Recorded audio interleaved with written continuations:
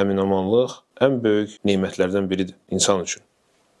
Hətta bəzi alimlər qeyd edirlər ki, dindən sonra ən böyük nemətdir.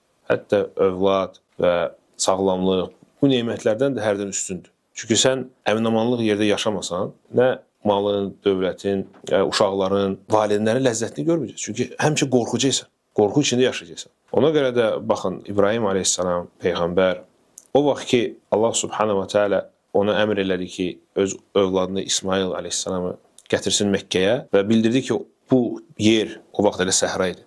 Gələcəkdə şəhər olacaq və insanlar orada yaşayacaqlar. İbrahim aleyhissalam ən birinci şeylərdən Allahdan nə istədi? Əminamanlıq istədi bu yer üçün. Dedi ki, Rabbi cəl həzə bələdən əminə. Ey Rəbbi, bu diyarı, yəni Məkkəni əminamanlıq diyarı elə. Sonra dedi ki, وَرْزُقْ أَهْلَهُ مِنَ الثَّمَرَاتِ. Sonra dedi ki, onlara, onun əhlinə ruzu yetir.